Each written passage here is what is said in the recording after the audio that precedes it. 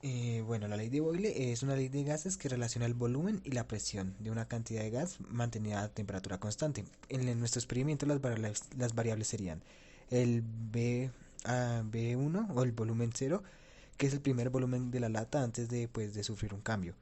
Está el B1, que ya es el volumen de la lata después de sumergirse en el agua y pues tener el cambio de presión y temperatura. Y después está la presión, que es pues la presión que se ejerce el aire sobre la lata. Bueno, la ley de gases de Charles es una ley que relaciona el volumen y la temperatura de una cantidad de gas ideal mantenida a presión constante.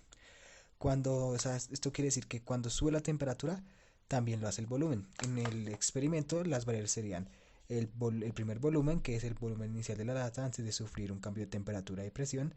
La temperatura de la lata, que es pues la primera temperatura de la lata, eh, o sea, la que tiene después de ya estar en calor. Después el volumen 2, que es el volumen que queda la lata al recibir el cambio de temperatura. Y la temperatura 2, que podría ser lo más aproximado a cero, pues ya que en este momento hay un cambio drástico de temperatura.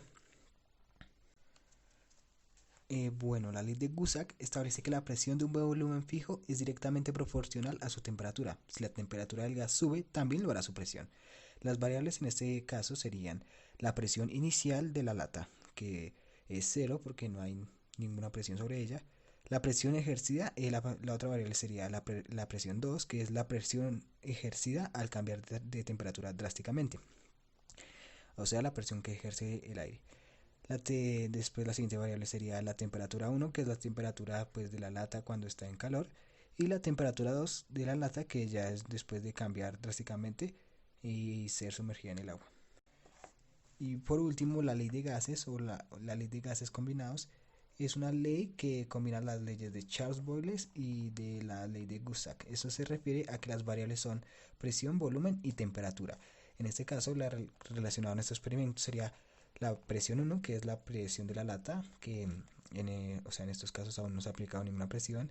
El volumen 1, que es el primer volumen de la lata antes de cambiar. La temperatura, que es pues la temperatura que tiene la lata al ya estar en calor.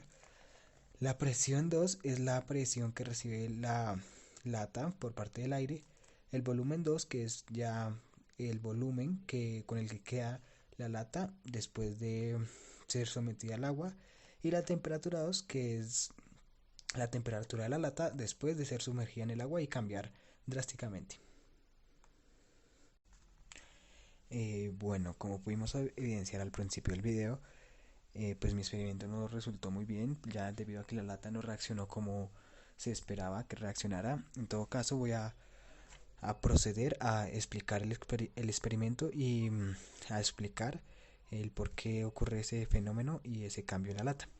Esto lo podemos explicar desde cualquiera de las tres leyes antes mencionadas, pero en este caso lo voy a explicar desde la ley de gases de Charles, que dice que la ley, que es una ley que relaciona el volumen y la temperatura de una cantidad de gas ideal manteniendo a presión constante.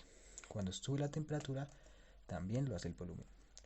En este caso, pues al aumentar la temperatura de la lata, pues estamos aumentando también su volumen.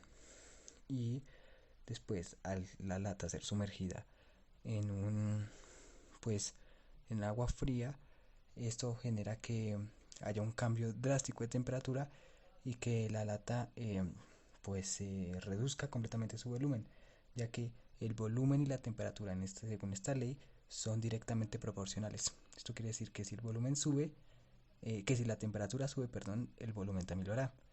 Y viceversa, si la temperatura baja, el volumen también lo hará.